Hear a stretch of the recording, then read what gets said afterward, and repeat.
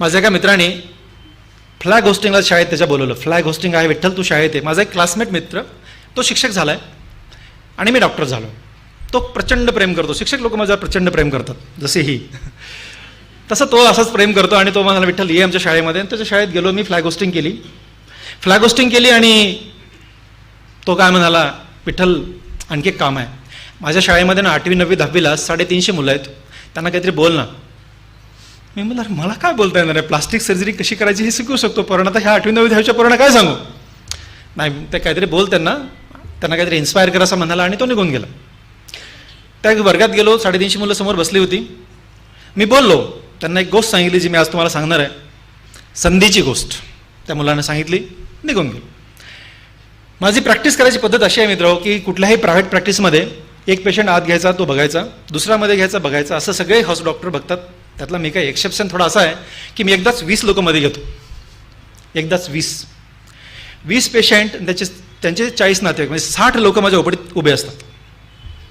इथं जे पेशंट आहे त्यांनी एक्सपिरियन्स केले ते, एवढे लोक एकदाच माझ्या ओपडीत उभे असतात. मी मोठी ओपडी केलेली आहे, माझं वेटिंग तर आणखीच मोठं आहे, ते सोडून द्या, पण ओपडी पण एवढी मोठीची मोठी केली आहे मी. आणि मग खाली मान घालून शांतीने एक पेशंट काढत असतो. हे 20चा लॉट संपला की पुढे संपला की पुढचा, असं मी बघत असतो. जेव्हा मी ओपडीत बसतो तेव्हा ॲट अ टाइम 50 लोक माझ्या उभे असतात. माझ्याकडे पर्याय नाही. त्याचं कारण असं आहे की सकाळ आणि संध्याकाळ 2 वेळा मिळून मी सर्जरी 8 तास सर्जरी करतो, 3 तास ओपडी काढतो, 1 तास राऊंड घेतो. हे 12 तास मला श्वासच घेता येत नाही. आणि त्यानंतर एमर्जन्सी आल्या तर माझा पुढचा वेळ मला द्यावा लागतो. त्याच्यामुळे मला याच्याशिवाय काहीच पर्याय नाही आहे. आणि आजही कुणीही आला तर 1.5 महिना तारीख मिळत नसल्याची वेटिंग माझ्याकडे तयार आहे. ही अडचण असल्यामुळे मला अशीच ओपडी काढावी लागते. ना ओपडीमध्ये मी जरा कमी फोनवर बोलणारा प्राणी आहे. ओपडीमध्येच नाही, सगळीकडेच. पांढरे सरांनी एक्सपिरियन्स केला असेल की मी बोलत नाही. त्यांनीच नाही, सगळ्या जगाने एक्सपिरियन्स केलं की मी बोलत नाही, मला कोणी फोनही करत नाही. मला मेसेज टाकतात, मी त्यांना मेसेजला आन्सर मी करत नाही, माझी सेक्रेटरी करते, पण ती मला विचारून करते, एवढंच. आणि एका मुलाचा मला फोन येतोय, असं ओपडीत मी बसलोय. फोन आला आणि सांगतो, सर 1 मिनिट ऐका ना, लवकर बोल. पोरांना कुठून तरी कळतं विद्यार्थी बोलतो असं म्हटलं. तो विद्यार्थी बोलतोय, मला मी जरा शांत राहतो. मुलांसाठी जरा ऐकतो मी, मुलांना जरा एखादा मिनिट देतो. अन्यथा फोनवर हॅलो म्हणून मी ते माझ्या असिस्टंटकडे फोन देऊन टाकत असतो. मुलगा, मी एक तुमचा विद्यार्थी बोलतोय सर, 1 मिनिट माझा ऐका, खूप महत्त्वाचं सर, बरं लवकर बोल, मी खूप कामात आहे. हो सर, मला सर्व माहिती तुम्ही कामात आहात, तरी माझा ऐका. त्याचा अट्टा सुटत नाही, मी ऐकायला लागलो. तो काय बोलला बघा. तो म्हणाला, सर तुम्ही आमच्या शाळेत आले होते 15 ऑगस्ट 2000 मध्ये. म्हणलं हो, अनेक शाळेत गेलो रे, पुढे सांग. नाही म्हणला, सर त्यावर्षी मी 10वीला रिपीट ॲडमिशन घेतलं होतं. ऐका, 10वीला रिपीट ॲडमिशन घेतलं होतं. म्हणलं म्हणजे त्याच्या अगोदरच्या वर्षी मी 10वीला नापास झालो होतो. तुम्ही ज्या वर्षी शाळेत आलात, संधीची गोष्ट सांगितलात, त्या वर्षी मी 10वीला रिपीट ॲडमिशन घेतलं होतं.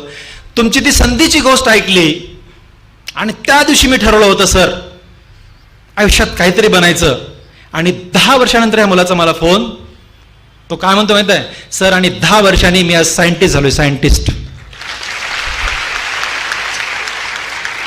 सर माझा फोन एवढ्यासाठी ऐका की माझ्या आईवडिलांना फोन करण्याचा होता, मी तुम्हाला फोन केला, तुम्ही माझा ऐका. तुम्हाला सांगू मला आताही माझ्या अंगावर काटा उभा राहिलाय आणि तेव्हाही माझ्या अंगावर काटा उभा टाकला होता. डोळे पूर्ण चिंब झाली होती. मी पण खूप भावुक माणूस आहे. मी असा विचार करत होतो की 1 तास मुलांना मी दिला, 1 तास मोजून, तर 10वीला नापास झालेला मुलगा जर सायंटिस्ट होऊ शकतो, नाही आपण लेकरांना वेळ द्यायला पाहिजे. आणि म्हणून ज्या 2 प्रायोरिटीमध्ये जगणारा हा विठ्ठल लहाने, पेशंट, आई वडील आणि कुटुंब, त्याच्या बाहेर आलो. आणि एक 3री प्रायोरिटी माझ्या आयुष्यात तयार झाली, ते म्हणजे तुम्ही मुलं. आणि म्हणून मी आज उपस्थित आहे. संधीची गोष्ट बारकाईने ऐकायची, पत्रात लिहायची, आता फक्त हृदयात आणि मनात ठेवायची आणि मला पत्रांनी पाठवायची. तुम्हाला मी पक्के पत्र लिहीन. संधीच्या गोष्टीचं मी तुम्हाला प्रश्न विचारणार आहे, त्याचं उत्तर मला हवंय पत्रात, असंच नाही उगी बिनाकामाचं. संधीची गोष्ट सांगायला सुरू करतोय. त्याचे 2 प्रश्न आहेत, त्याची आत्ता उत्तर द्यायचीत, राहिलेली उत्तर पत्रात पाठवायचीत. जी गोष्ट संपेल त्या ठिकाणी एका मुलीने एका मुलाला उत्तर द्यायचंय. उत्तर दिलं तर पुढचं भाषण, नाही तर भाषण बंद. संधीची गोष्ट. 12वीची प्री ॲन्युअलची एक्झाम झाली. राजर्षी शाहू कॉलेज लातूरमध्ये मी होतो.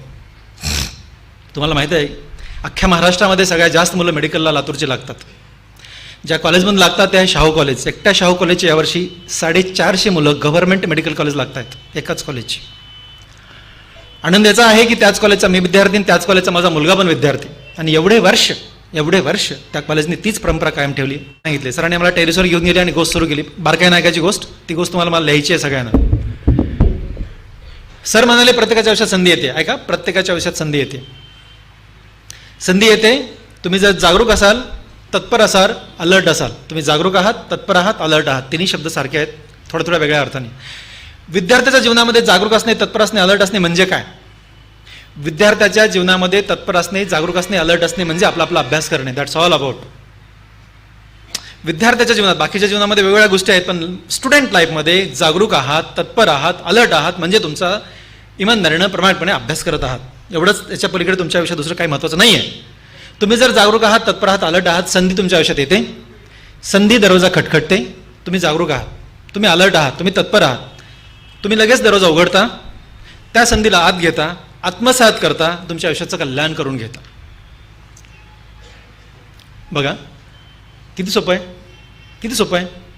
पण सर क्षणभर थांबले आणि सर म्हणाले, मित्र हो, असंच घडतं का रे? असंच घडतं? तुम्ही खरंच जागरूक असता? तुम्ही खरंच तत्पर असता? तुम्ही खरंच अलर्ट असता का? आम्ही सगळेच गप्प बसलो, तुम्ही गप्प बसलात. आम्ही सगळेच गप्प बसलो, कारण आम्ही आमच्याकडे बघत होतो. आम्ही स्वतःला हे प्रश्न विचारत होतो. सर म्हणाले, तुम्ही सगळेच जागरूक असत नाहीत, सगळे तत्पर असत नाहीत, सगळे अलर्ट असत नाहीत, त्यातले काही असतात, पण सगळे असत नाहीत. पण ती संधी येतेच. संधी येते, दरवाजावर खटखटते. एकदा, दोनदा, तीनदा, चारदा, 5,000 लाख वेळा खटखटते, कारण त्या संधीला तुमच्या आयुष्यात प्रवेश करायचाच असतो. पण बिचारी एवढ्या वेळा खटखटून जेव्हा तुम्ही दरवाजाच उघडत नाहीत, तेव्हा ती संधी निघून जाते. तेव्हा ती संधी जेव्हा निघून जाते ना, ही काल्पनिक गोष्ट आहे. काल्पनिक गोष्ट आहे. तुम्हाला जाग येते आणि जाग आल्यास कळतं की जे कुणी खटखटत होतं, जे कुणी खटखटत होतं ती संधी होती. हे तुम्हाला कळतं. हे तुम्हाला कळतं. पण मित्रांनो, तुम्हाला सांगू का, जी संधी त्या क्षणाला आलेली असते त्याची एवढी चांगली संधी पण आयुष्यात मिळू शकत नाही. एकदा जर संधीनं पाठ फिरवलं तर तीच संधी पुन्हा तुमच्या आयुष्यात येऊ शकत नाही. कळतं मी काय म्हणलं? तर पुन्हा ती आयुष्यात येऊ शकत नाही. मी ही गोष्ट का सांगितली? ही आहे संधीची गोष्ट. का सांगितली? कारण जशाच तशी गोष्ट मला का आवडते माहीत आहे? या संधीच्या गोष्टीमुळे मी गरीब आणि गरीब, एवढ्या वेळा गरीब का म्हटलं तेही सांगेन. एवढ्या गरीब शेतकऱ्याचा Vitthal plastic surgeon doctor Vitthal Lahane झाला, ह्या त्या सगळ्या गोष्टीला ही संधीची गोष्ट कारणीभूत आहे. म्हणून मी गोष्ट सगळ्या मुद्द्यांना मुद्दाम सांगत असतो. कशी कारणीभूत? मी 8वी 9वी आणि 10वी, तसं मी पहिली शिकलो नाही. 4थीपर्यंत मी एका शाळेत शिकलो, जिल्हा परिषदच्या. पहिलीला मी शाळेत जाऊ शकलो नाही आमच्या घरच्या अडचणीमुळे. 2रीपासून मी शाळेत जातोय, तेही माझ्या मोठ्या बंधूंनी शाळेत घातलं. जिल्हा परिषद शाळेला 2 हॉल होते, 2 वर्ग होते.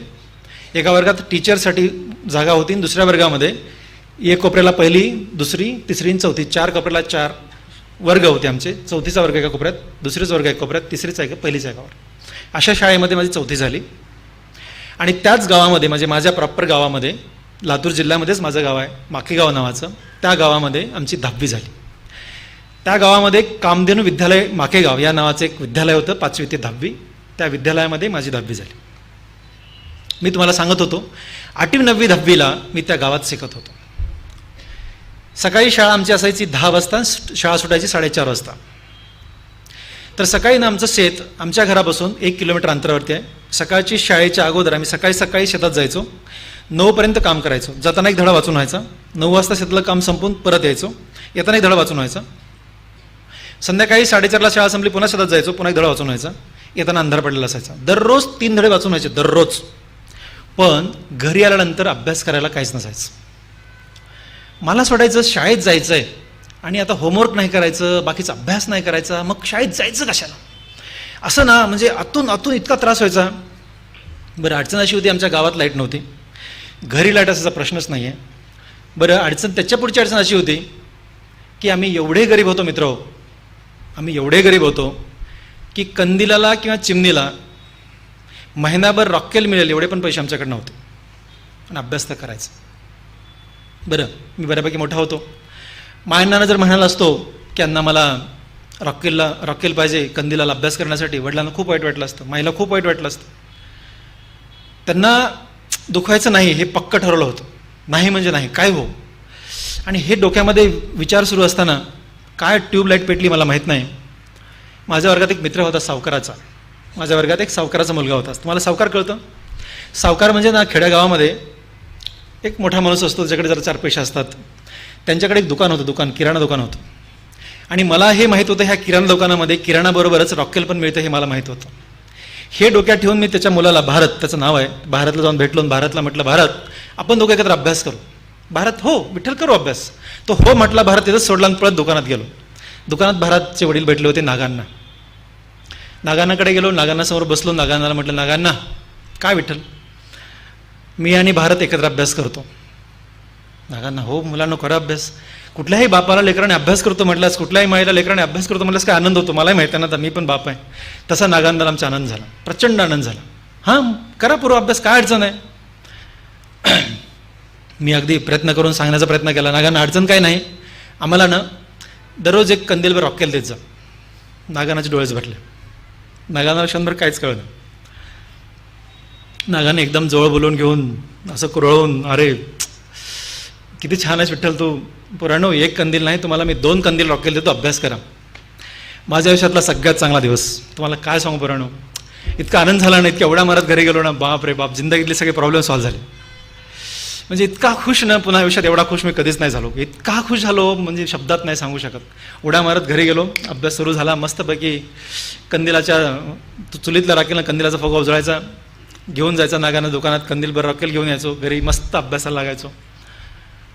माझी माय सगळ्याच आया काम करतात, कष्ट करतात. माझी माय जरा जास्तच कष्ट करणारी आई आहे. मी तुम्हाला संदेश गोष्ट सांगतो. माझी माय दिवसभर सतत काम करते, राबते. संध्याकाळी चुलीत घालण्यासाठी गोऱ्या, ओले लाकडं काहीतरी घेऊन येणार, स्वयंपाक करणार, शेतात पाठवणार, आम्हाला खाऊ घालणार. जे काय उरलं थोडंसं ते खाणार, शिळपाकं चटणी भाकरी खाऊन झोपून जाणार. माझ्या मायला मध्येच जाग यायची. एवढंसं घर पत्र्याचं, त्या कोपऱ्याला आम्ही बसलेला असायचो. माझी माय उठली, तिला कळायचं की त्या कोपऱ्यात कंदील सुरू आहे म्हणजे हे पोरं जागे आहेत. तिला मध्येच बाथरूमसाठी वगैरे जाग यायची. ते मध्येच उठले की विठ्ठल झोपा माय, आता खूप उशीर झाला. घड्याळ कोणाकडे असा विषयच नाही, घड्याळ खूप मोठा विषय. तिला असं वाटायचं की मी झोपून उठले म्हणजे तो उशीर झाला आहे.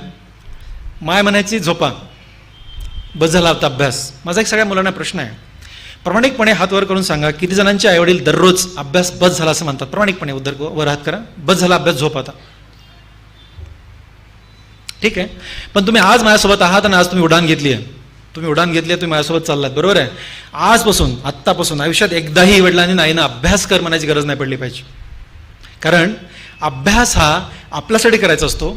अभ्यास करून आपण मोठे होत असतो आणि आपण मोठे झाल्यास आई वडील इनडायरेक्ट आपोआप मोठे होत असतात. म्हणून अभ्यास आई वडिलांसाठी नाही, अभ्यास आपल्यासाठी करायचा असतो. आपण मोठे झाल्यानंतर आई वडील काय मोठा, तुम्हाला मी काय सांगू आता. माझ्या माईला बापाला तुम्ही कधी भेटायला पाहिजे. न शिकलेले आई वडील किती मोठे होऊ शकतात हे जगातलं एकमेव उदाहरण असेल. अनएज्युकेटेड पॅरेंट किती मोठे होऊ शकतात हे जगातलं एकमेव उदाहरण असेल, तेवढे मोठे आहेत. म्हणून माय आणि बाप हे तुमच्या कर्तृत्वानं मोठे होत असतात. हे कर्तृत्व करण्यासाठी अभ्यास करायचा असतो. म्हणून आजपासून एकदाही तुमच्या आयुष्यामध्ये मायन बापाने अभ्यास कर म्हणायची गरज नाही पडली पाहिजे.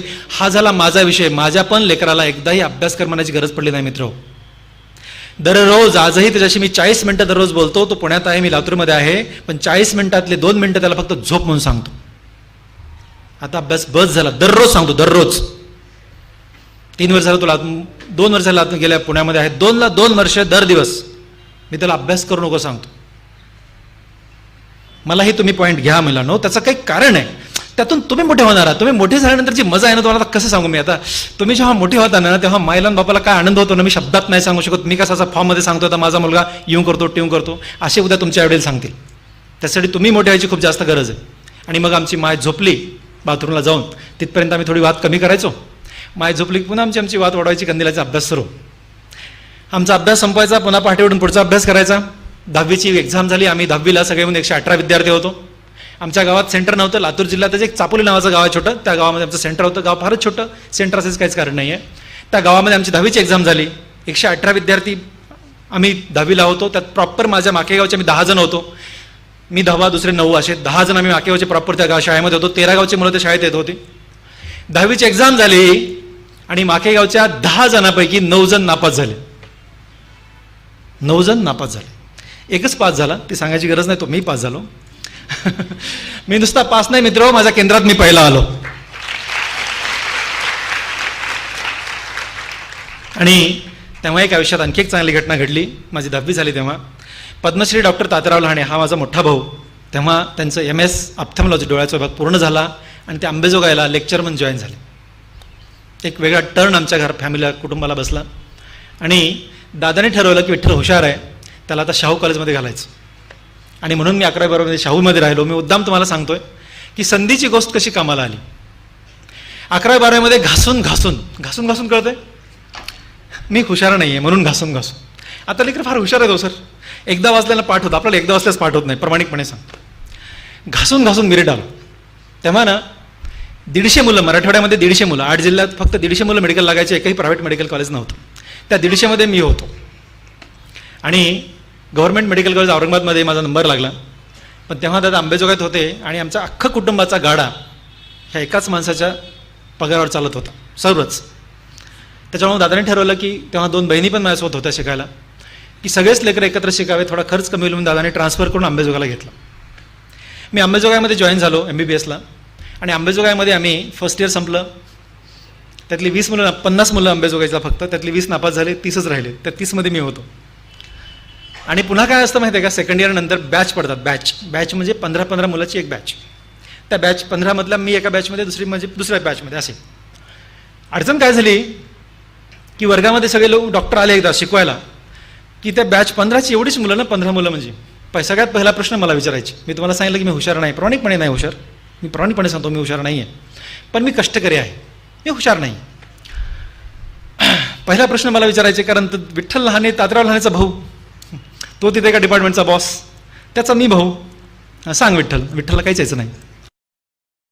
एकदा नाही आलं, 2दा नाही आलं, मग जरा टीचर रागवायला लागले.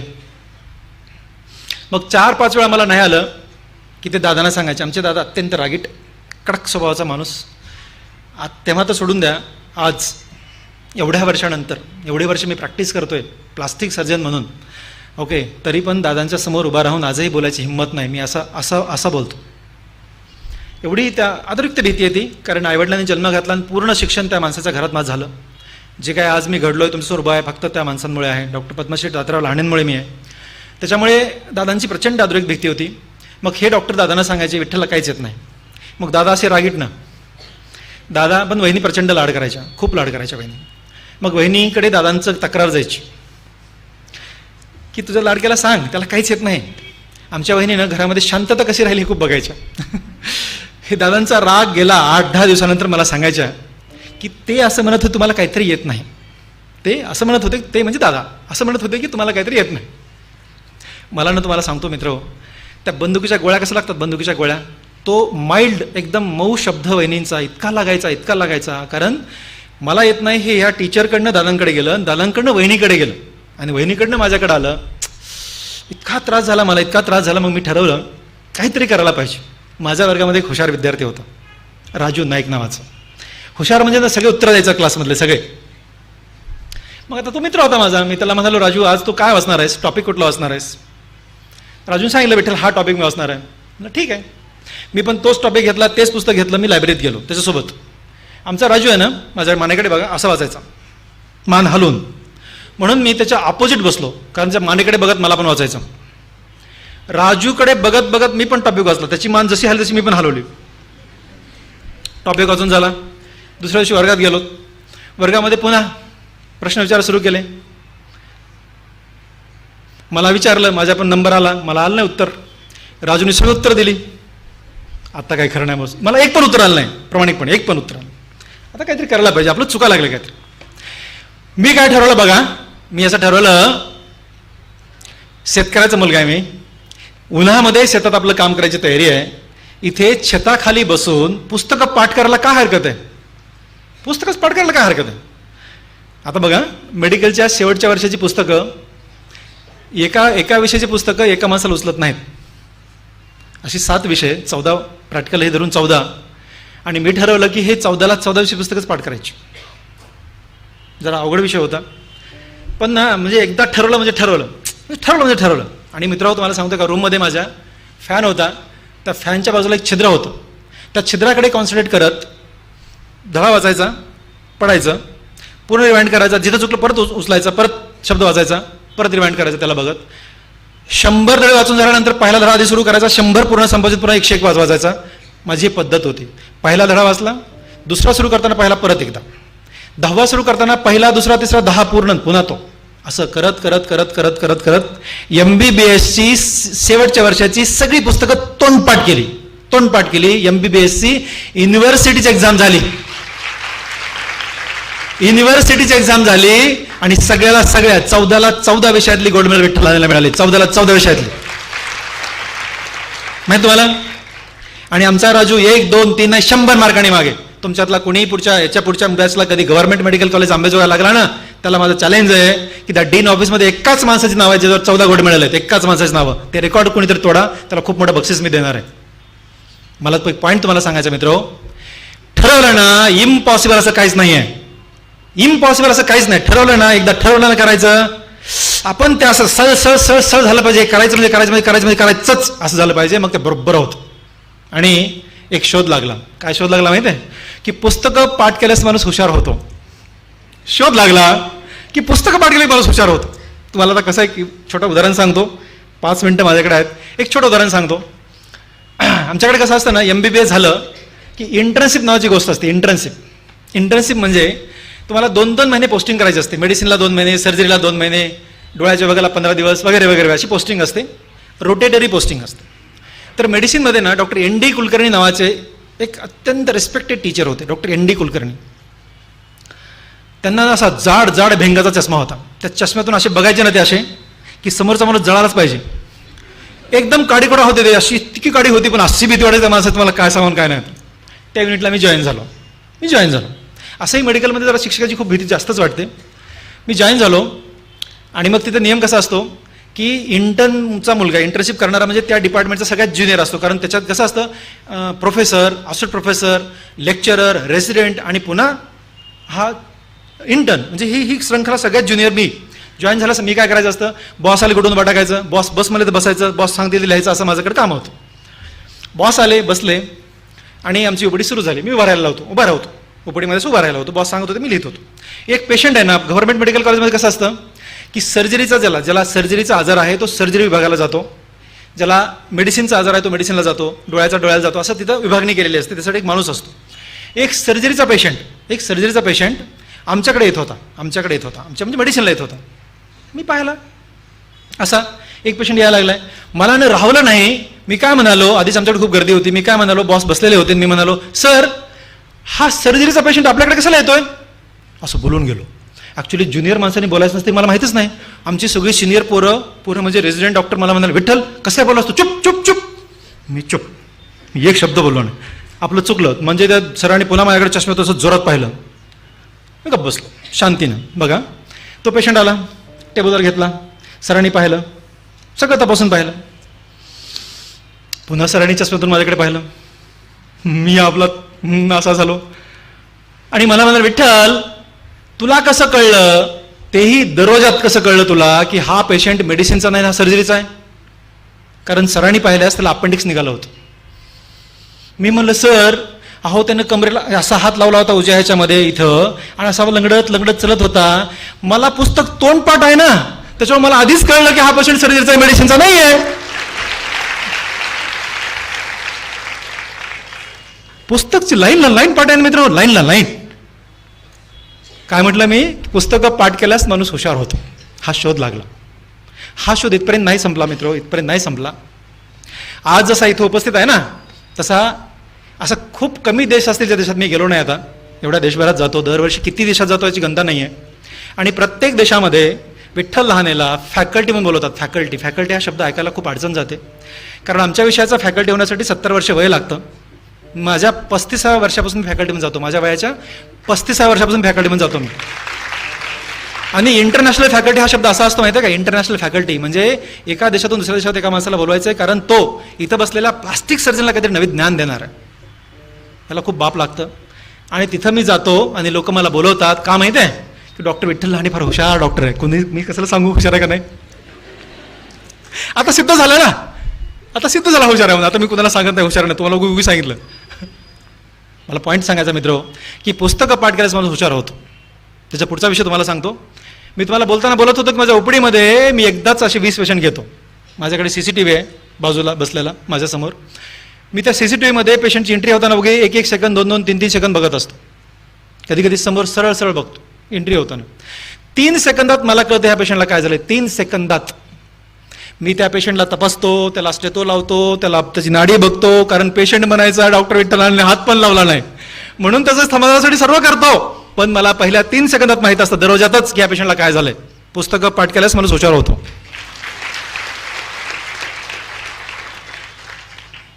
म्हणून एखादा विषय येत नाही ना तोंड पाठ करायचा. येत नाही म्हणजे काय, येत नाही काय मोठी गोष्ट. एक मुलगी सांगत होती, एक मुलगा सांगत होता की 10वीची पुस्तकं लहान असतात, 12वीची पुस्तकं मोठी असतात, MBBS पुस्तकं त्याच्यावर मोठी असतात. रे पुस्तकं मोठी होणारच आहेत कारण तुम्ही मोठे होत आहे. तुम्ही मोठे होत आहे ना, त्याप्रमाणे सिलेबस असतो. तुम्ही मोठे होत आहे, पुस्तकं मोठे होणार आहेत. आणि अभ्यास करायचे ना एन्जॉय म्हणून करायचा. अभ्यास एन्जॉय म्हणून माहिती आहे का, मी अभ्यास एन्जॉय म्हणून करायचो.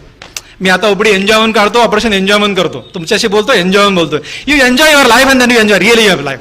तर ही लाईफ एन्जॉय करता आलं पाहिजे माहिती आहे का. उगीच झालं टिवून झालं, मी आजारीच पडले, येऊन झालं, मला हेच नव्हतं, मला तेच नव्हतं, मला असं लोकांचा प्रचंड राग येतो. कुठल्याही परिस्थितीवर मात करून माणसाला मोठं होता येतं, पण हे आपण ठरवायचं असतं.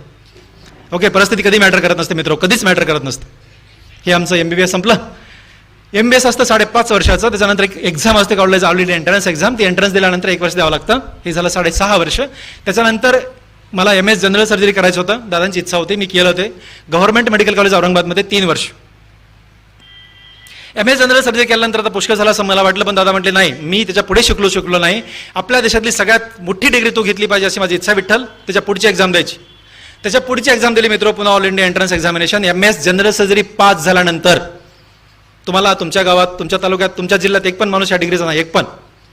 ओके, जिल्ह्यात तुमच्या एक पण माणूस या डिग्रीचा नाही आहे, मी सांगतोय तुम्हाला. आणि त्यालाही सांगितलं की MCH ही मॅजिस्टर ऑफ चिरुर्गी या नावाची डिग्री असते. MCH. ओके, ती घेतली प्लास्टिक सर्जरीमध्ये मी. कुठं JJ हॉस्पिटल मुंबईला डिग्री घेतली. ही दादांची इच्छा होती. आणि हे सर्व प्रवास करण्यासाठी 12वी नंतर 15 वर्ष दररोज घासत होतो. पण एकदाही थकलो नाही. एकदाही, आजही थकलो नाही आहे, बिलकुल थकलो नाही, अजिबात नाही. माझी बायको मला म्हणते की तू स्टुडंट असतानाच कमी काम करायचं, तर जास्त काम करतोस. कारण I enjoy my working. Okay, प्रामाणिकपणे इमानदारीने काम करायची जी मजा आहे ना, तुम्हाला मी शब्दात नाही सांगू शकत. सकाळपासून संध्याकाळपर्यंत आपलं काम. तुमच्या विषयातली प्रामाणिकपणा, इमानदारी तुमचा अभ्यास आहे. माझ्या विषयातली प्रामाणिकपणे, इमानदारी माझे पेशंट आहेत.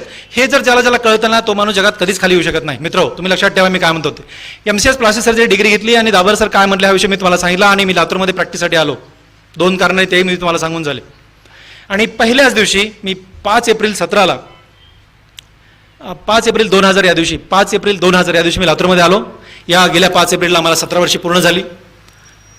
प्रॅक्टिससाठी लातूरमध्ये आलो. आणि 21 मे 2000 या दिवशी मी हॉस्पिटल सुरू केलं. 21 मे 2000ला माझं हॉस्पिटल सुरू झालं छोटंसं भाड्यानं. तुम्हाला सांगतो मी आता, हॉस्पिटल सुरू करण्यासाठी मला एक भाड्याची जागा पाहिजे होती, कोणी द्यायला तयार नाही आहे. दादांच्या ओळखीने कसं तरी जागा घेतली. मी एका बँकेत गेलो, मला कर्ज पाहिजे होतं 3,06,000 माझ्या इन्स्ट्रुमेंटसाठी. लातूरमधल्या सगळ्या बँकात गेलो मी, सगळ्या नॅशनल बँकामध्ये 10, 12, 15, 20 बँकात गेलो आणि सगळ्याला विनंती केली की मला कर्ज द्या. मला प्रत्येक बँकेच्या मॅनेजरने एक प्रश्न विचारला की तुमच्याकडे पॅरलल प्रॉपर्टी मॉर्गेज करण्यासाठी काय. म्हणलं 1 रुपया पण नाही आहे. गाडी आहे का? गाडी? अरे विठ्ठल लहान समोर उभा आहे. या माणसाकडे ही डिग्री आहे मित्र, ही डिग्री आहे की जी डिग्री आपल्या लातूरमध्ये कुणाकडेच नाही आहे. अशी डिग्री घेऊन मी लातूरमध्ये आलोय. या डिग्रीला देशात नाही परदेशामध्ये लोक उठून नमस्कार घालतात. अशी डिग्री घेऊन आलोय, तुम्हाला कर्ज देत नाहीत असं एका मी मॅनेजरला म्हणालो राग. तो मॅनेजर शांतपणे, तुमच्या डिग्रीचा मी आदर करतो, कदर करतो, रिस्पेक्ट करतो डॉक्टर साहेब, पण बँकेच्या नियमाप्रमाणे तुम्हाला आम्ही कर्ज देऊ शकत नाही, कारण आम्हाला काहीतरी मॉर्गेज पॅरलल प्रॉपर्टी पाहिजे. आणि मित्र, मला कर्ज नाही मिळालं. आयुष्यामध्ये मी गरीब होतो याचं कधी वाईट नाही वाटलं, कधीच नाही वाईट वाटलं, पण त्या दिवशी वाईट वाटलं. कधीच मी गरिबीसाठी रडलो नाही. गरिबी ही माझी शक्ती होती, ती आजही आहे, उद्या राहणार आहे. पण त्या दिवशी मात्र संध्याकाळी मी रडलो. दादांना फोन केला, खूप वाईट वाटलं. दादा म्हणून मला कर्जच मिळत नाही आहे. आणि क्षणभर भावूक झालो. दादा म्हटले डोंट वरी विठ्ठल. दादांकडे काय नव्हतं, इमानदारीनं नोकरी करणारा माणूस, 7,500 रुपये पगार, अख्खं कुटुंब भागवणार, काय मिळणार आहे. त्याने एका त्याच्या मित्राला फोन केला आणि त्याच्या मित्राचा भाऊ लातूरमध्ये राहतो, तो मला शोधत आला आणि त्यांनी त्याची 16 एकर जमीन मला लिहून दिली आणि एका कोऑपरेटिव्ह बँकेतून आम्हाला कर्ज मिळालं. त्या बिचाराच्या मी आयुष्यात कधी उपकार नाही विसरणार. आणि माझी प्रॅक्टिस सुरू झाली मित्र. मी तुम्हाला सांगतो, त्याच्यानंतर मी खूप जास्त कामाला सुरू झालं वेड्यासारखं, खूप वेड्यासारखं काम सुरू झालं. 2004 मी दुसरं हॉस्पिटल बांधलं. 24 ऑक्टोबर 2004 उद्घाटन केलं मी. जागा पुरवणा म्हणून मी तिसरं हॉस्पिटल बांधलं. 27 ऑक्टोबर 2013 त्याचं उद्घाटन केलं मायांनाच्या हाताने. आणि जेव्हा मी तिसरं हॉस्पिटल बांधत होतो, तिसरं बघा, लोकांना कळलं की डॉक्टर विठ्ठल आणि तिसरं हॉस्पिटल बांधतायत. लातूरमधल्या सगळ्याच बँकेचे मॅनेजर माझ्याकडे आले होते, सगळ्याच बँकेचे माझ्याकडे आले होते, आमचं कर्ज घ्या, आमचं कर्ज घ्या, आमचं कर्ज घ्या.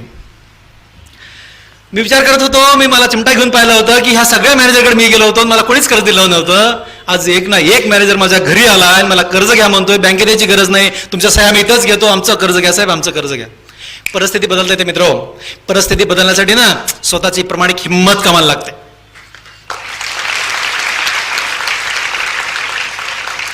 उद्घाटन केलं 21 मे 2000 आणि पहिल्याच दिवशी मी 22 मेला 3 ऑपरेशन केले.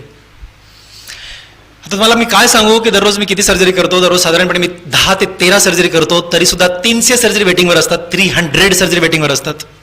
आज कुणी आला तर त्याचा नंबर 301, 302 असा लागतो. 40 दिवस मी त्याला अपॉइंटमेंट देऊ शकत नाही, असं काम वेळासारखं सुरू झालं. एवढं जरी काम करतो ना, एक सुट्टी घेतो आणि त्या सुट्टीचं नाव आहे मायांनांची सुट्टी. एक सुट्टी घेतो, त्या सुट्टीचं नाव आहे मायांनांची सुट्टी, रविवारची सुट्टी. रविवारी पूर्णपणे सुट्टी घेतो. त्या दिवशी सकाळपासून संध्याकाळपर्यंत काहीच करत नाही. माईच्या मांडीवर झोपणे, बापाच्या मांडीवर झोपणे, त्यांचे पाय दाबून देणे, त्यांच्याकडनं डोक्याला तेल लावून घेणे, त्यांच्यासोबतच जेवणे, त्यांच्यासोबतच दिवस घालणे, दुसरं काहीच न करणे. मी डॉक्टर आहे, इमर्जन्सी आल्यास मी ऑफकोर्स जातो. इमर्जन्सी प्रदेशात गेल्यास काही संडे बुडतात नाही असं नाही, पण 90% संडे त्याच्यासोबत असतो. मग असंच एक संडे मायांनासोबत घालण्यासाठी मी माकेवाला निघालो. बघा, संधीची गोष्ट. आता 2 प्रश्न आहेत. मी संधीची गोष्ट नाही सोडलेली तुम्हाला. 2 प्रश्न आता आहेत. मी माकेवाला निघालो. ही जी 9-10 आम्ही जण होतो त्यातली 9 नापास झाली. ह्या 9 जण जे नापास झालेत ना, त्यांची परिस्थिती विठ्ठल लहाने जेव्हा 9वी, 8वी, 9वी, 10वीला होता तेव्हा जी माझी परिस्थिती होती त्याच्याहून वाईट परिस्थिती या लोकांची झाली आता. आणि त्यातला एक मित्र माझा नामदेव नावाचा, त्याचं घर आहे कोटा. कोटा किती पुराणा कळतो मला येत नाही. पळसाच्या पानाने शिवलेल्या झोपडीला कोटा असं म्हणतात. ते कोटा ज्या रस्त्याने माझी गाडी जाते रस्त्यावरचा तो कोटा आहे, त्याचं घर आहे, ते झोपडी आहे. आमचा नामदेव त्या कोटातून बाहेर आला, माझी गाडी जात होती, तो गाडी समोर आला, विठ्ठल विठ्ठल गाडी थांबव. बघा, मी इथे किती कामाला डॉक्टर असत नाही. माकेगावासाठी, माझ्या गावासाठी विठ्ठल आहे. मला कोणीही काम सांगतं, मला काही काम सांगतं, मी करत असतो, आनंदाने करत असतो. मी खाली उतरलो गाडीतून. काय रे नामदेव, काय झालं? नामदेवच्या हातामध्ये 3 लेकरं होते, 2 मुली 1 मुलगा. नामदेव माझ्याकडे बघत नाहीये, माझा वर्गमित्र माझ्याकडे बघत नाहीये. तो त्या मुलीकडे बघून तिला म्हणतोय, म्हणजे नामदेव काय अडचण आहे, तरी माझ्याकडे बघत नाही. त्याच्या मुलीकडे, साधारणपणे 8वीला मुलगी असेल, पूजा तिचं नाव, तिच्याकडे बघून तिला म्हणते, पूजा तुला माहिती आहे हे कोण आहेत ते? माझ्याकडे बोट दाखवून. पूजा म्हणते, हो माहिती आहेत की हे डॉक्टर विठ्ठल लहाने आहेत, दररोज यांच्या पेपरला फोटो बघते म्हणे मी, हे डॉक्टर विठ्ठल लहाने आहेत. हे डॉक्टर विठ्ठल लहाने आहेत असं ती मुलगी म्हणते ना, आमचा नामदेव रडायला लागतो. मला क्षणभर कळत नाही काय झालं काय नामदेव, काय झालं रे, मी खूप सिरियस झालो. तरी नामदेव मला बोलत नाही. नामदेव पुन्हा त्या मुलीकडे बघून, पूजाकडे बघून म्हणतो, पूजा, एकदम लहान आवाजात, पूजा तुला माहित नाही ग, हे डॉक्टर विठ्ठल लहाने आहेत ना, हे माझे वर्गमित्र आहेत. बघा, इतका सीन आवाज झाला त्याचा, एकदम त्याचा आवाज असा मध्ये गेला आणि म्हणतोय, तुला माहित नाही हे डॉक्टर विठ्ठल लहाने माझे वर्गमित्र आहेत. त्याच्या पुढे जाऊन तो सांगतो की पूजा, विठ्ठल आणि मी एकाच बेंचवर बसायचो. आम्हाला 10वी पर्यंत बसायला बेंच नव्हते, पण 10वीला बेंच होते. एका बेंचवर 5 मुलं बसायचे, त्याच्यात आम्ही 5 जणांपैकी 2 मी, असं तो आठवण करून सांगतो. त्याच्या पुढे जाऊन तो सांगतो की विठ्ठल आणि मी एकाच टोपल्याखालच्या भाकरी खायचो. तुम्हाला कळतं का न कळतं मला माहित नाही. एकाच टोपल्याखालच्या भाकरी खायचो. आमच्या घराला दरवाजा नव्हता. माझी माय त्या पत्र्याच्या घरामध्ये मोठ्या टोपल्याखाली भाकरी ठेवून जायची दुपारची आमच्या.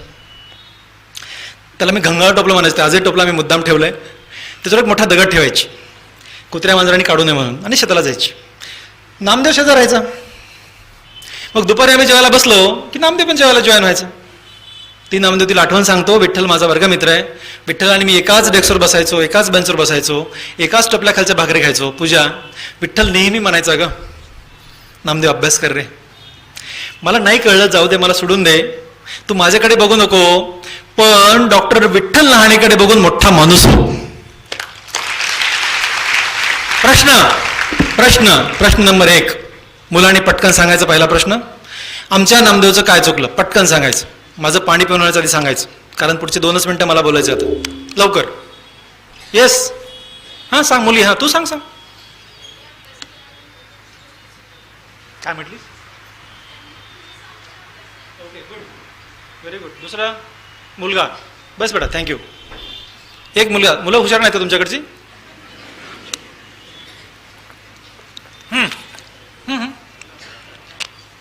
कोण सांगताय? Yes yes yes, come on. वर कोणी सांगताय? हां सांग. Good, this is good answer. मला एक मुलगा पाहिजे. हां सांग.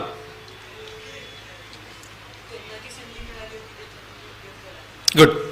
याचं उत्तर खूप छान दिली, तुमची मुलं हुशार आहेत. याचं उत्तर मी तुम्हाला सांगतो. शिक्षण ही आयुष्यातली संधी असते. बारकाईने ऐकून घ्यायचं. शिक्षण ही आयुष्यातली संधी असते. शिक्षणाने माणूस मोठा होतो, आणि शिक्षणाने माणूस एवढा मोठा होतो, तो जिवंत असताना आणि जिवंत नसतानाही तो चिरकाल मोठाच राहतो. हे फक्त शिक्षणाने शक्य आहे. ही संधी, शिक्षण ही संधी जशी माझ्या दरवाजावर खटखटत होती, तशी आमच्या नामदेवच्या पण दरवाजावर खटखटत होती दररोज. ती संधी मी अलर्ट होतो, जागरूक होतो, तत्पर होतो, म्हणून दरवाजा उघडला, आत्मसात केली आणि आयुष्याचं सोनं करून घेतलं त्या संधीचं. सध्या तुमच्या सगळ्यांच्या दरवाजावर सध्या दररोज ती संधी खटखटत आहे. तुम्ही तत्पर राहा, अलर्ट राहा, आणि तुमच्या ह्या संधीचं आयुष्यात, शिक्षण ह्या संधीचं सोनं करून घ्या, हा माझा तुम्हाला सल्ला आहे. बऱ्याच वेळा काय होतं, पालकांची एक अवस्था असते. पालकं मला भेटतात, लहाने साहेब तुम्हाला माहीत नाही हो, तुमचा काळ वेगळा होता, आमच्या लेकरांचा काळ वेगळा आहे, या काळात खूप कॉम्पिटिशन आहे, तुमच्या काळात कमी कॉम्पिटिशन होती. तुम्हाला कोणी सांगितलं? आमच्या काळात कॉम्पिटिशन होती म्हणून? पालकांना प्रश्न आहे माझा. माझ्या काळात कॉम्पिटिशन होती, तुमच्या काळात कॉम्पिटिशन होती, या काळात कॉम्पिटिशन आहे, आणि याच्या पुढच्या काळात पण कॉम्पिटिशन राहणारच आहे. पण या कॉम्पिटिशनमध्ये कसं टिकायचं हे आपण ठरवायचं असतं. तो किती पोरांना कोंबडीचं पिल्लू अंड्यातून कसं निघतं बाहेर माहिती आहे का? हातवर करा बरं. काय करावं होता? मी जरा शेतकऱ्याचा वर्ग आहे, मला कॉम्प्युटरच्या गोष्टी नाही सांगता येणार, पण मला शेतातल्या सगळ्या शेळ्या मेंढ्या कोंबड्याच्या गोष्टी सांगता येतात. त्यातली तुम्हाला गोष्ट सांगतो. एक कोंबडी अंडी घालत असते. अंडी घालून झालं ना, तिला खूड झालं असं म्हणतात. ती अंडी शेतकरी ती अंडे जमा करतो आणि ती कोंबडीला त्या अंड्यावर बसवतो. ती अंडी घोळते. तिची घोळण्याची एक प्रक्रिया असते. ती प्रक्रिया पूर्ण झाली की ते अंडे परिपक्व होतात आणि त्यातून ती पिल्लं बाहेर निघतात. ते पिल्लं जेव्हा बाहेर निघतात, आता आत परिपक्व झालेली पिल्लं जेव्हा बाहेर निघतात ना, ते कसे माहित आहे? पिल्लाला जेव्हा बाहेर निघायचं असतं, ते पिल्लू आतून अशा टोचा मारतं. आतून जेव्हा टोचा मारतं ना पिल्लू, किती वेळ मारतं टोचा माहित आहे? एकदम पातळ कव्हर फोडण्यासाठी त्या पिल्लाला, परिपक्व पिल्लाला आतून ठोचा मारत 72 तास, कधी 48 तास ते 72 तास, 2 ते 3 दिवस आतून टोचा मारावं लागतात. तेव्हा कुठे ते वरचं पातळ कव्हर फुटतं, मग त्या पिल्लाला बाहेर यावं लागतं. आजकालचा एक आळशी माणूस. आजकालच्या माणसांना काय वाटतं माहित आहे? एकदम कमी काम करावं आणि देवाने भरभरून द्यावं. पोरांना पण काय वाटतं माहिती आहे? पोरांना एकदम कमी अभ्यास करावा आणि देवाने भरपूर मार्क द्यावेत. असं होत नाही मित्र, असं होत नसतं. पण आजकाल लोकांना त्याच्या पुढे गेलेत लोक, माहिती आहे का तुम्हाला? काहीच काम करू नये, फक्त करावं आणि देवाने आपोआप मध्ये घालावं. आता काय करावं? काम नको, पण सगळं मिळालं पाहिजे. पण तुम्हाला सांगू का मी, कष्टाविना जे मिळतं ना, त्याच्यावर वाईट काहीच नाही. पण कष्टाने प्रामाणिकपणाने जे मिळतं ना, त्याच्यावर जगात चांगलं काहीच नाही. म्हणजे हे जर तुम्हाला कळलं ना मित्र, तुम्ही काय सांगा, काय एन्जॉय करता लाईफ. म्हणजे जे कष्टाने मिळतं ना, त्यातला मी जेव्हा पहिली सायकल घेतली होती ना, रात्रभर झोपलो नव्हतो, कारण माझ्या कष्टाची, माझ्या इमानदारीची, माझ्या घामाची मी सायकल घेऊ शकलो होतो. तुम्हाला सांगतो ना, याच्यामध्ये जे खरं जगणं आहे ना, ते जगणं असंच मिळण्या गोष्टीत नाहीच आहे, आणि ते टिकतच नसतं. झगमगाट हा टिकत नसतो, कष्टाने इमानदारीने कमावला झगमगाट टिकतो. पण आजकालचा एक आळशी माणूस त्या पिल्लाकडे बघतो आणि तो म्हणतो, यार एवढंसा पातळ कव्हर फोडण्यासाठी या पिल्लाला 72 तास ठोक्या मारायच्या. आळशी माणूस. No, this is not fair, हे योग्य नाही असं म्हणतो. तेवढ्यात दुसरं पिल्लू आतून ठोक्या मारताना पिल्लू कसं कळतं माहिती आहे? ते अंडा असं गोलगोल फिरत असतं. ते कळतं त्याला की ठोक्या मारायला सुरू केलं. त्याने 2-4 ठोक्या मारल्या, त्या अंड्याला हातात घेतो आणि त्याला म्हणतो, नो, तुला मी एवढे कष्ट करू देणार नाही. वरतून ठोकी मारतो, टाक म्हणजे ठोकी मारली, आणि कव्हर फोडतो. त्या पिल्लाला म्हणतो, ये बाहेर, कम. ते पिल्लू बाहेर येतं. त्या पिल्लू बाहेर आल्यानंतर ह्या आळशी माणसाला एवढा आनंद होतो की या पिल्लाला मी काहीही कष्ट न करू देता बाहेर काढलं. पण तुम्हाला माहित असावं की पुढे त्या पिल्लाचं काय होतं. पुढे त्या पिल्लाचं काय होतं माहिती तुम्हाला कोणाला? पुढच्या 2 तासात ते पिल्लू मरून जातं. पुढच्या 2 तासात ते पिल्लू मरून जातं. का माहितीये? त्याचं कारण असं आहे की त्या अंड्याच्या कव्हरच्या आतलं वातावरण आणि अंड्याच्या कव्हरच्या बाहेरचं वातावरण, ह्या बाहेरच्या वातावरणात जगण्यासाठी त्याला तेवढ्या 72 तास जेव्हा तो ठोक्या मारतो तेव्हाच त्याची बॉडी एवढी स्ट्रॉंग होते, एवढी मजबूत होते. त्या 72 तास ठोक्या मारल्यानंतर आणि तेव्हाच ते पिल्लू या वातावरणात जगू शकतं. तद्वतच तुम्हाला जर या वातावरणात जगायचंय, ह्या कॉम्पिटिशन युगात जगायचंय, या कॉम्पिटिशन युगात आकाशाला गवसणी घालायची आहे, तर ठोक्या मारा, ठोक्या. आणि पालकांना सांगतो तुम्ही आगवरून ठोकी नका मारू, पोरांना कष्ट करू द्या. कष्टाने ऊर्जा मिळते. लेकरांना तुम्ही लक्षात घ्या मी काय म्हणतो. मी म्हणालो की मी गरीबाचा मुलगा आहे, मी म्हणालो तुम्हाला, आणि मी गरीबाचा आहे या भीतीनं, शेतात काम करावं लागल्या भीतीनं मी कष्ट केले, अभ्यास केला. 100% सत्य आहे. माझा मुलगा गरीबाचा मुलगा नाहीये. माझा मुलगा गरीबाचा मुलगा नाहीये, त्रिकालवादी सत्य आहे. माझा मुलगा डॉक्टर विठ्ठल लहाने प्लास्टिक सर्जनचा मुलगा आहे. पण त्याला आम्ही एकच शिकवलं, एकच बाळकडू पाजलं, कष्ट करायचे असतात आणि ते इमानदारीने आणि प्रामाणिकपणे कष्ट करायचे असतात, आणि त्यात आम्ही यशस्वी झालो. हे काम तुम्ही सगळेजण पालक करा. लेकरांना कष्ट करू द्या, लेकरांना कष्ट करू द्या मित्र, लेकरांना कष्ट करू द्या. कारण कष्टाने जे मिळतं ना, तुम्हाला कसं सांगू मी आता, कष्ट करायला लेकरू एक पण वाया जात नाही आयुष्यामध्ये, एक पण वाया जात नाही, एकही वाईट सवय लागत नाही. मी लिहून देतो, बॉन्ड पेपर लिहून देतो. पण हे तुम्हाला कळावं, पालकांना कळावं, अशी माझी पालकांना पण विनंती आहे. लेकरांना खूप अभ्यास झाला असं एकदा पण म्हणू नका. आणि शेवटचा पॅरा, अण्णा माईला भेटा. आयुष्यामध्ये मी पण कधी त्यांना घेऊन येईन आणि तुम्हाला भेटवेन, पक्का भेटवेन, प्रॉमिस. माझ्या तुम्हाला मी पक्का भेटेन. एवढ्यासाठी माझ्या अण्णांना भेटा की अण्णांना बघा. माझी अण्णा एकदम आमचे पातळ आहेत. पण अण्णा असे चालतात की अण्णांना वाटतं की त्यांची छाती हत्ती एवढी मोठी आहे, असे चालतात. तोऱ्यात चालतं माझा बाप, तोऱ्यात पटका बांधतात, धोती घालतात, पांढरे शर्ट. गरीब माणूस आहे, शेतकरी माणूस आहे, पण अण्णांचा तोरा चालताना बघायला पाहिजे. माहित आहे का हा तोरा त्यांच्यात तयार झाला? लेकरं चांगले निघाले ना, आईवडिलांना आजारच होत नाहीत, म्हणून त्या दोघांना कुठला आजार नाही झालेला. अण्णांना एवढ्यासाठी भेटा, आमच्या अण्णा हवेत चालतात. हवेत तुम्ही कधी हवेत चालताना पाहिलंय माणसाला? म्हणूनच अण्णांना भेटा. आमच्या अण्णा हवेत चालतात. आमच्या अण्णा दिवशी हवेत चालले होते, हवेत.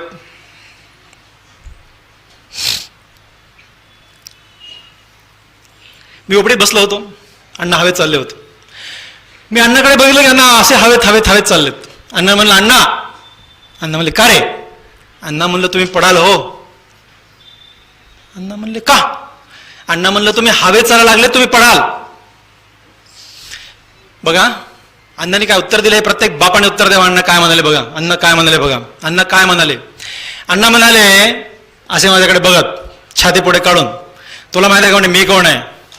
मी एकदम परेशान, माझा बाप, मला काय कळत क्षणभर. अण्णा म्हणाले तुला माहिती आहे का मी कोण आहे? बापरे, माझी नजरा सगळ्या अण्णांच्या चेहऱ्याकडे लागल्या. अण्णा पुढे काय म्हणणार? अण्णा म्हणाले तुला माहिती आहे का मी कोण आहे? मी पद्मश्री डॉक्टर तात्याराव लहाने आणि हा प्लास्टिक सर्जन डॉक्टर विठ्ठल लहानेचा बाप आहे म्हणे. मी कसा पडतो? बापाला आणि माईला हवेत चालण्याशी तुमच्यामध्ये तुमच्यामध्ये तुम्हाला हे कळलंच नाहीये. तुम्हाला जेव्हा कळेल ना काय मजा, तुम्हाला काय सांगू मी आता. आणि म्हणून त्यांना भेटा तुम्ही, त्यांचा तोरा बघा, त्यांचा रुबाब बघा. आणि म्हणून मला म्हणाला होतो मी की न शिकलेले आईवडील सुद्धा ह्या देशातले, ह्या जगातले सगळ्यात मोठे आईवडील होऊ शकतात. आणि म्हणून तुम्ही अभ्यास करा. आणि अभ्यास करताना मागे बघायचं नसतं. अभ्यास करताना इकडे बघायचं नाही, तिकडे बघायचं नाही, एकच म्हणजे एकच. आणि अभ्यास हा एन्जॉय म्हणून करायचा असतो. गायडन्स महत्वाचा आहे, टीचर महत्वाचा आहे.